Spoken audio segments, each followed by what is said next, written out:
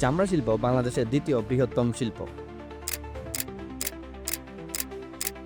বিশ্বে প্রতি বছর প্রায় 800 থেকে 850 মিলিয়ন পশু জবাই হয়। মুসলিম প্রধান দেশ হওয়ায় বিশ্বের মোট গবাদি পশুর 1.8% আমাদের দেশেই জবাই হয়। চামড়া শিল্প দেশের একটি বৃহত্তম বৈদেশিক মুদ্রা অর্জনকারী খাত। পোশাক শিল্পের পরে দেশে চামড়া শিল্পের অবস্থান। বাংলাদেশ থেকে পাকা চামড়ার পাশাপাশি জুতা, ট্রাভেল ব্যাগ, বেল্ট, ওয়ালেট বা মানিব্যাগ বিদেশে রপ্তানি হচ্ছে। এছাড়াও চামড়ার তৈরি নানা ফ্যানিস পণ্যের চাহিদা রয়েছে ব্যাপক। বাংলাদেশে প্রচুর হস্তশিল্প প্রতিষ্ঠান আছে যারা এইসব পণ্য তৈরি করে বিশ্ববাজারে রপ্তানি করছে। বাংলাদেশের চামড়া এবং চামড়াজাত পণ্যের বড় বাজার হলো ইতালি, যুক্তরাজ্য, স্পেন, ফ্রান্স, জাপান, পোল্যান্ড, যুক্তরাষ্ট্র এবং কানাডা। এর বাইরেও ভারত, নেপাল, দক্ষিণ কোরিয়া, চীন, হংকং এবং তাইওয়ানে বেশি রপ্তানি হয়। তবে জাপান বাংলাদেশকে কোটা ফ্রি ও ডিউটি ফ্রি সুবিধা দেওয়ার কারণে মোট রপ্তানি পণ্যের 55 থেকে 60% জাপানের বাজারেই যেত। জাপান ছিল বাংলাদেশি চামড়াজাত পণ্যের সবচেয়ে বড় ক্রেতা।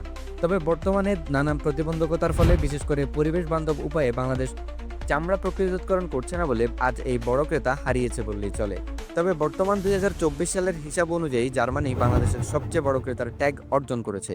মোট রপ্তানিকৃত চামড়াজাত পণ্যের প্রায় 25% জার্মানিতেই যায় এবং জাপানের অবস্থান এখন ষষ্ঠ পর্যায়ে আছে।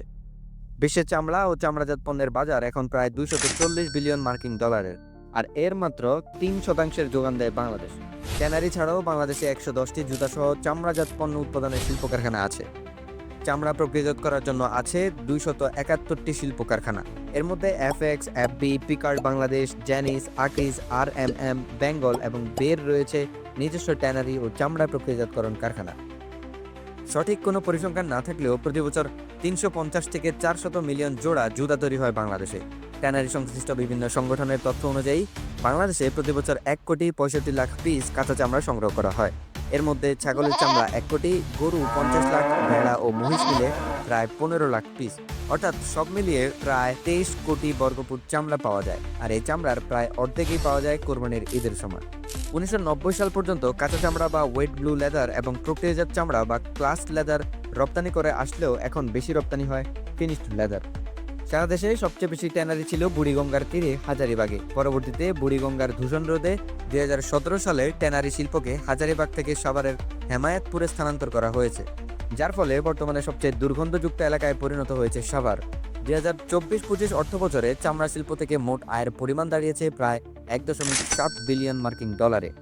সঠিক উপায়ে ও পরিবেশ বান্ধবভাবে চামড়া প্রক্রিয়াজাতকরণ করা সম্ভব হলে বিশেষজ্ঞদের ধারণা এখান থেকে প্রায় 10 থেকে 12 বিলিয়ন মার্কিন ডলার আয় করা সম্ভব, যা বর্তমানের তুলনায় প্রায় 90% বেশি।